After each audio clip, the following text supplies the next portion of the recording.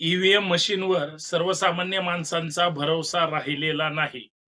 EVM मशीनवर प्रत्येकाचा आक्षेप आहे आणि सध्या राज्यकर्ते, पुढारी कशा पद्धतीनं देशाचं शोषण करतात, कशा पद्धतीनं राज्याचं शोषण करतायत, हे आपण उघड्या डोळ्यांनी पाहतोय. म्हणजे त्या ईव्हीएम मशीनमुळं या देशाची लोकशाही तर धोक्यात आलीच, परंतु या देशामध्ये सर्वसामान्य माणूस ताठमानेनं जगू सुद्धा शकत नाही, एवढी हुकुमशाही सुद्धा छुप्या मार्गाने प्रवेश करते.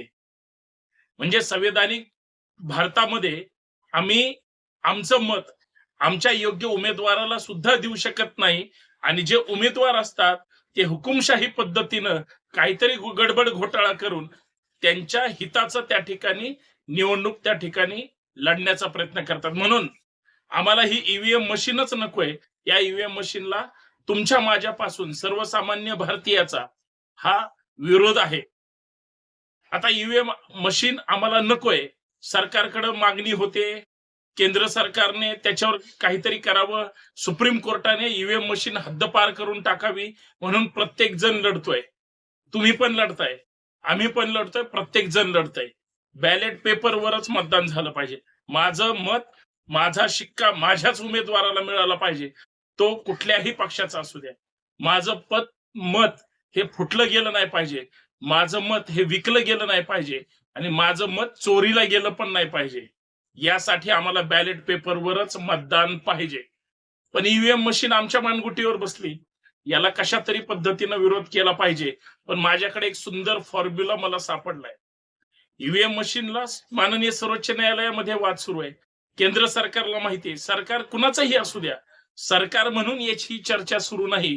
तर या देशाची लोकशाही तुम्हाला आम्हाला कुठल्याही विचारधारेला जिवंत ठेवायचे. जे लोकशाही विरोधी आहेत, जे संविधान विरोधी आहेत, त्यांचं चांगलं होईल की वाईट होईल ही जनता ठरवणार आहे मत देऊन. पण ते मत बॅलेट पेपरवर बरोबर उमेदवाराला गेलं तरच लोकशाही टिकेल. कारण तुम्ही आम्ही भारतीय आहोत. आपण वेगळ्या वेगळ्या राज्याचे रहिवासी असलो तरी देशाचे नागरिक आहोत. म्हणून आपल्याला 18 वर्ष पूर्ण झालं की मताचा हक्क दिलाय. तो भारतीय राज्यघटनेने दिलाय. पण तोच हक्क हिरावून घेण्याचं काम ईव्हीएम मशीन त्या ठिकाणी करते. मित्रांनो, याच विषयावर चर्चा करायची. सर्वांना सर्वप्रथम जय जिजाऊ. मी आपला मित्र सहकारी संतोष शिंदे. या सामाजिक विचारपीठावर सर्वांचं मनपूर्वक हार्दिक स्वागत. विनंती एवढीच आहे, व्हिडिओ शेवटपर्यंत पहा. जास्तीत जास्त जिवंत विचारांच्या भारतीयांपर्यंत पोहोचवण्याचा प्रयत्न करा. सगळ्यात महत्वाचं, ज्यांना संविधान मान्य आहे, लोकशाही मान्य आहे, त्या प्रत्येक भारतीयांपर्यंत हा व्हिडिओ जर गेला तर तुम्ही आम्ही एकत्र कनेक्ट राहू शकतो. म्हणून जास्तीत जास्त सबस्क्राईब करा, जास्तीत जास्त फॉलो करा आणि व्हिडिओ शेवटपर्यंत पहा आणि बेल आयकॉन प्रेस करायला अजिबात विसरू नका. मित्रांनो, ईव्हीएम मशीनवर सगळ्यांचा आक्षेप आहे. ही मशीनच नकोय. ही ईव्हीएम आधुनिक मनुस्मृती आहे आणि जी मनुस्मृती डॉक्टर बाबासाहेब आंबेडकरांनी जाळली, नकोय आम्हाला असली, ही वर्णवर्चस्ववादी मनुस्मृती होती. स्वच्छ, चांगलं आणि दर्जेदार संविधान या भारताला दिलं. त्याच भारताला परत एकदा मूळ लोकशाही बहाल करण्यासाठी, कारण शेवटी तुम्ही आम्ही निवडून दिलेले साधे नगरसेवक, आमदार, खासदार किंवा देशाचे प्रधानमंत्री किंवा देशाचे राष्ट्रपती, हे सगळे आपल्या मताच्या हक्काधिकारावर दिले गेले. पण हेच आपल्या हक्काचे आपण दिलेत का? आम्ही दिलेलं मत हा त्याच उमेदवाराला दिलंय का? हा सगळा संशयास्पद खेळ आहे. ईव्हीएम मशीन मध्ये घोटाळे होतात. ईव्हीएम मशीन मध्ये काहीही घोटाळे करता येतात, हॅक करता येतं, असा बऱ्याच जणांचा आक्षेप आहे. मध्ये तर दिल्लीला लाखोंच्या संख्येने मोर्चा काढला. किती लोकांनी पाहिला? माध्यमांनी तर दुर्लक्षित केला. गोदी मीडिया त्यांच्या सोयीनंच बातम्या दाखवतं. मला त्या वादात सुद्धा पडायचं नाही. मला ईव्हीएम मशीन नकोय. प्रत्येक भारतीयाने ठरवायचंय. म्हणून जसा तुम्हाला मला मताचा हक्क अधिकार आहे, तसा तुम्हाला मला निवडणूक लढवण्याचा सुद्धा हक्क अधिकार आहे. मित्रांनो, ईव्हीएम मशीन आपल्याला हद्दपार करायची आहे ना, सरकार हटवणार नाही. निवडणूक आयोग कारण सांगतं. निवडणूक आयोग कुणाच्या तालावर चालतं हे सगळ्यांना माहिती आहे. आता ह्यांना आपण पर्याय देऊ. यांना सुंदर पर्याय आहे. बघा, तुमच्या भागामध्ये आता लोकसभेची निवडणूक आहे. त्याच्यानंतर विधानसभेची निवडणूक आहे. त्याच्यानंतर स्थानिक स्वराज्य संस्थेच्या लागल्याच तर ती निवडणूक असेल. एका लोकसभा मतदारसंघात कमीत कमी 300-400 उमेदवार उभेच करायचे. हा सुंदर फॉर्म्युला आहे. तुम्ही जर जास्तीचे उमेदवार उभे केले, कुठली ईव्हीएम मशीन आणि काय कसे त्या ईव्हीएम मशीन मध्ये त्या ठिकाणी ते नावं लिहिणार, किती ईव्हीएम मशीन लागणार.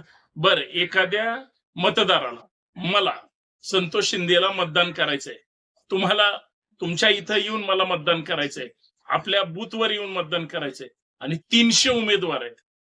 सांगा बरं, मला शोधायला किती वेळ जाईल आणि मतदान करायला किती वेळ जाईल? ती जी यंत्र आहे ना निवडणूक आयोगाची, हँग होऊन जाईल, हँग. मग ते माननीय जिल्हाधिकारी असतील, तहसीलदार असतील, प्रांत असतील, चांगल्या भाषेतले निवडणूक निर्णय अधिकारी असतील, मग ते त्या जिल्ह्याचे असतील, विभागाचे असतील किंवा राज्याचे असतील किंवा देशाचे असतील, हे सगळे चक्रावून जातील की एका लोकसभा मतदार संघामध्ये 300 उमेदवार निवडणुकीला उभे आहेत आणि निवडणुकीला उभं राहण्याचा तुमचा माझा हक्क अधिकार आहे.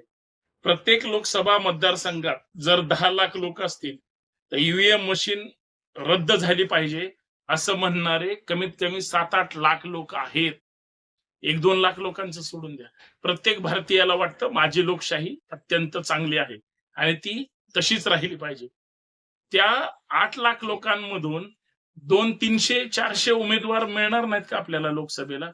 ज्यांचा ईव्हीएम मशीनला विरोध आहे ना, आता आंदोलन करायची नाही, आता कायदा हातात घ्यायचा नाही, आता कुणालाही त्रास होईल असं वागायचं नाही, आपल्याला रस्त्यावर उतरून आंदोलन करायची गरजच नाही.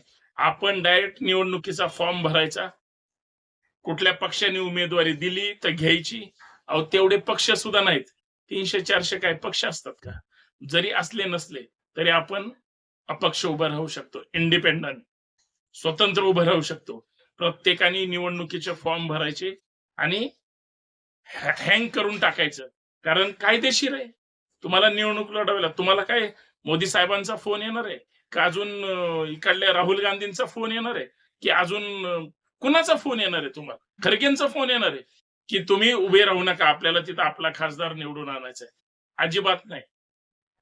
आम्हाला निवडणुकीला उभं राहायचंय, आम्हाला आमचाच उमेदवार निवडून आणायचा आहे, मला स्वतःला खासदार व्हायचंय असं म्हणूनच काय फॉर्म भरायचे ते भरा.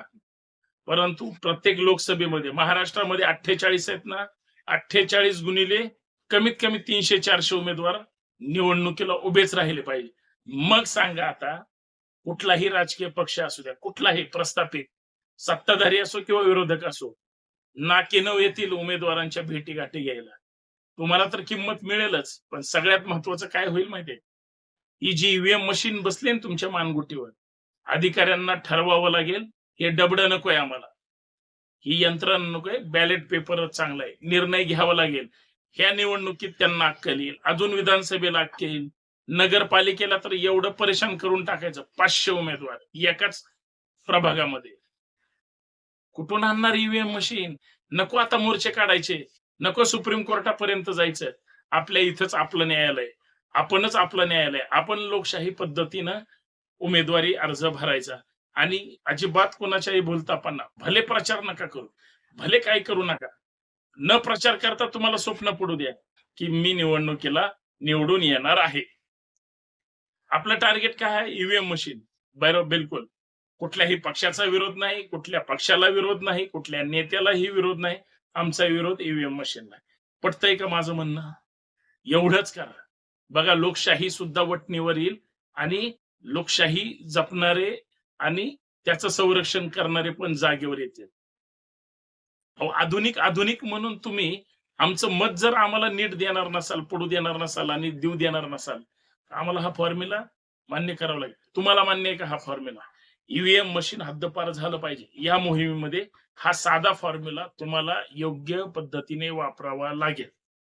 आवडला असेल तर समजून घ्या आणि जास्तीत जास्त शेअर करा. धन्यवाद आणि सबस्क्राईब करायला विसरू नका. जय जाऊ,